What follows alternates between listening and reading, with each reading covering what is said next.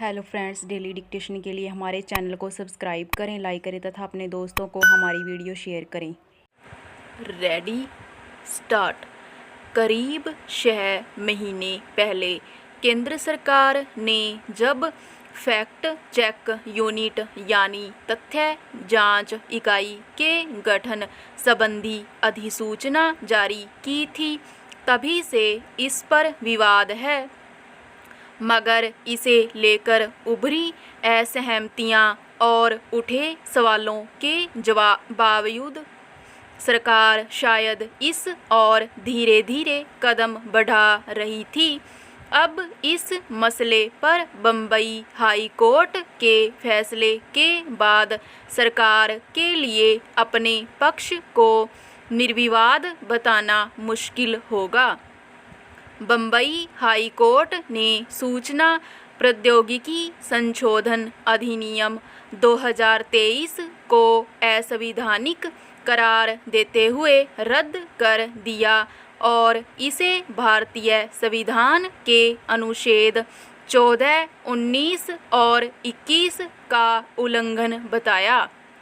गौरतलब है कि सूचना प्रौद्योगिकी यानी आईटी नियमों में किए गए संशोधनों के जरिए केंद्र सरकार को सोशल मीडिया मंचों पर अपने कामकाज के बारे में फर्जी और भ्रामक सूचनाओं की पहचान करने और उन्हें खारिज करने या झूठा घोषित करने के मकसद से तथ्य जांच इकाई बनाने की इजाज़त दी गई थी।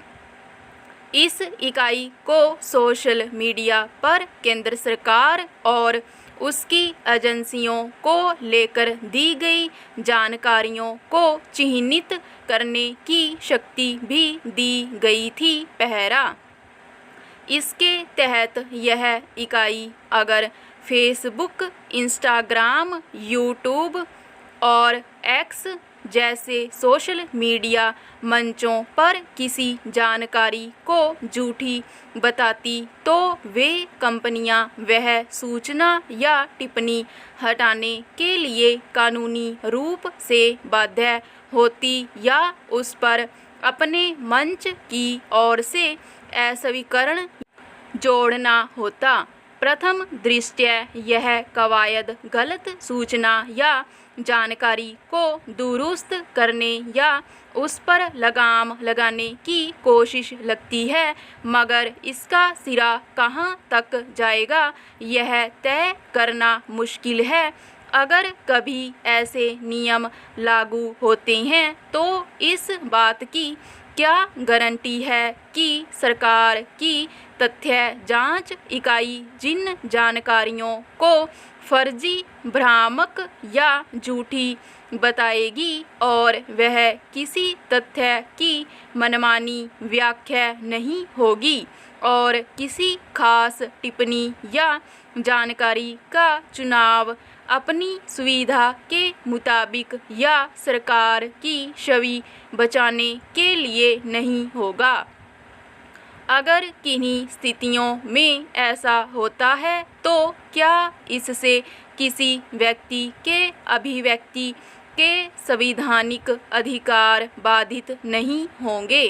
इन्हीं आशंकाओं के मद्देनज़र बम्बई हाई कोर्ट ने कहा कि इन नियमों ने संवैधानिक प्रावधानों का उल्लंघन किया है। पहरा हालांकि इससे पहले सुप्रीम कोर्ट ने इस वर्ष मार्च में इस इकाई के गठन से संबंधित केंद्र सरकार की अधिसूचना पर इस वजह से रोक लगा दी थी कि इसकी सुनवाई बम्बई हाई कोर्ट में चल रही थी। शीर्ष अदालत ने तब कहा था कि अभिव्यक्ति की स्वतंत्रता मौलिक अधिकार है और इस पर नियम के असर का विश्लेषण बम्बई हाई कोर्ट में जरूरी है। अब बम्बई हाई कोर्ट ने एक तरह से स्थिति स्पष्ट कर दी है।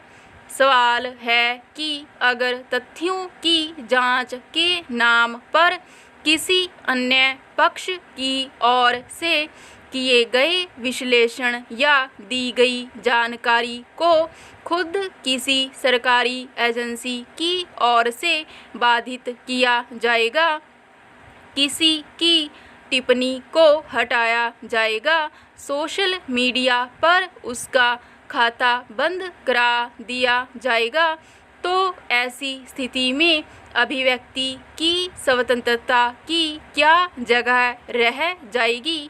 फिर किसी जानकारी को भ्रामक या फर्जी बताने की व्यवस्था में क्या सिर्फ सरकार के खिलाफ की गई टिप्पणियों की ही जांच की जाएगी या इसका दायरा विस्तृत होगा।